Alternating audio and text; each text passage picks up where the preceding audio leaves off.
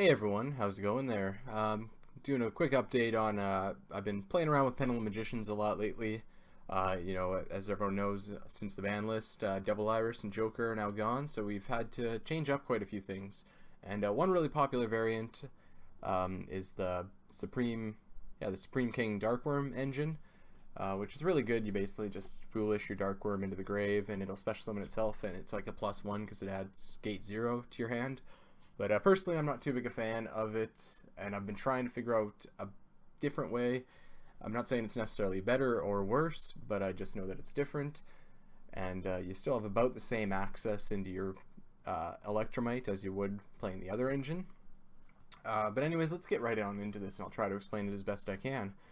Of course, by now, anyone who knows Pendulum Magicians, you'll know about the Astrograph Sorcerer, and also Chronograph Sorcerer. They kind of do the same thing. They're able to special summon out one of their little mini magicians onto the field, and then you can just normal summon and then go into Electromite before your Pendulum summon. But I mean, of course, there's other Astrograph combos really nicely in the deck with a lot of the cards. And particularly one that I do like is the Mythical Beast Master Cerberus, because it does the same kind of thing. I run 3 of that, and the one Jackal King, it pops itself in scale when it's the only card in scale, and then it'll add your Jackal King to hand. You play your Jackal King in scale, you pop it, and then that'll special summon out your Master Cerberus. I want to find a way to fit in a Sekal Jackal King, but just for right now, I'm still not sure what I would swap out for it. Maybe a Star Pendulum Graph. Because there are some combos that I've noticed that if you play with 2 Jackal King, there's like a 4-card combo with Astrograph and like Wisdom Eye, that you can basically get like a fully loaded board with like 3 negates on it, which is really, really nice. So anyways, yeah, we got our Astrograph, our Chronograph, and our Mythical Beasts. So those are our ways of special summoning prior to getting Electromite out, prior to Pendulum summoning, sorry. I got our Stargazer, Time Gazer for the Graph Sorks there. Onto our Magicians. We play a decent lineup. We play our 3 Purple Poisons, 3 Harmonizing, 3 Wisdom Eye, 2 Oath, 2 Black Fang, and 1 Dragon Pit. These are pretty standard. We need the high scale since we lost our Double Iris, so there's Black Fang.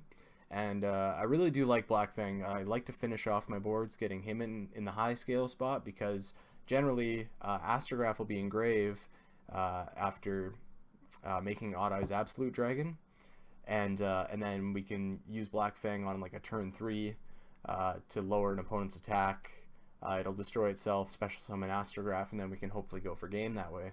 The Dragon Pit is in here. That's just another way Harmonizing can bring it out, and then we can make, if we only had access to 1 Astrograph, well, now we have another level 7 to make our Odd Eye's Absolute Dragon, which then goes into our Vortex Dragon.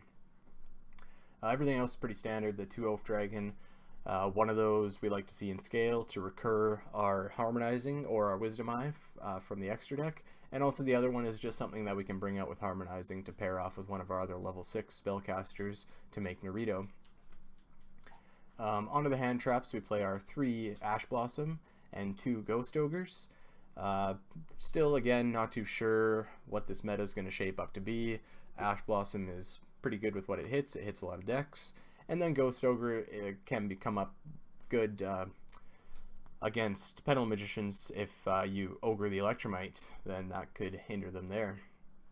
Onto the spells, we play Triple Duelist Alliance. That just searches out our 2 graph spells and traps there. Pot of Desires, just for drawing. And then, now this is something different. I'm playing 3 Star Pendulum Graph, and that's because we've lost our Joker and our Double Iris, so we've lost a lot of our ways to plus.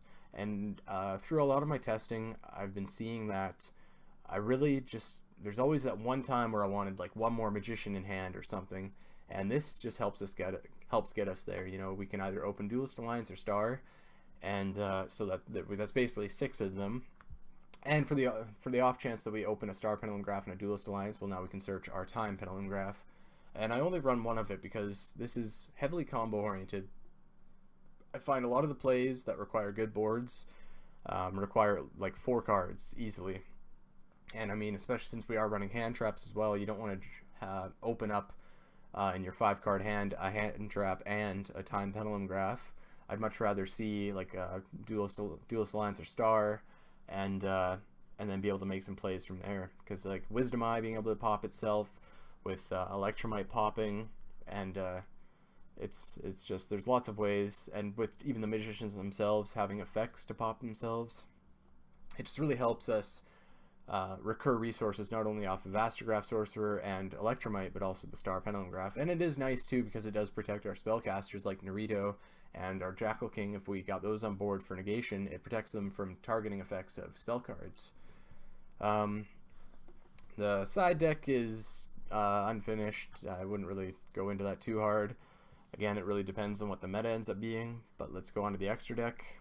I run one Time Star, one Tornado Dragon, one Supreme King Dragon Dark Rebellion, and one Baguska. To finish off the XCs, we got the one Naruto, the Moral Leader, and the one Odd Eyes Absolute Dragon to go into our Vortex Dragon.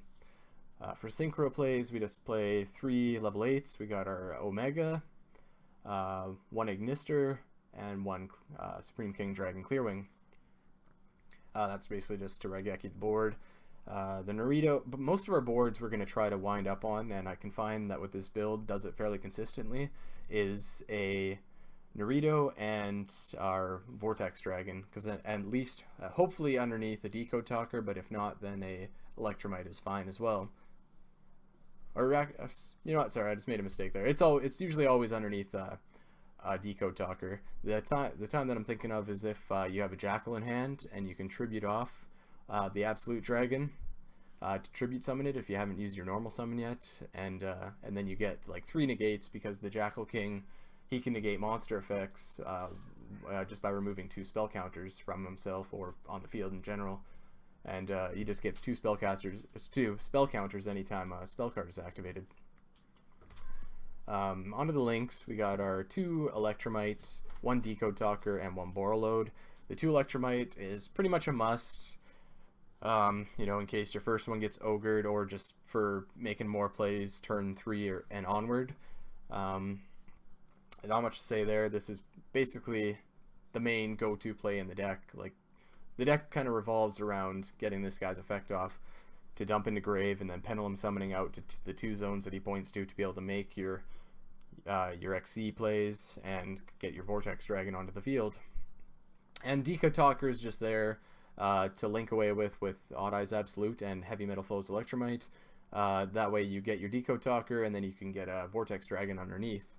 And sometimes you might be able to have like a Harmonizing or something underneath the Decode Talker just for it to point to and tribute off against, just to protect you against targeting.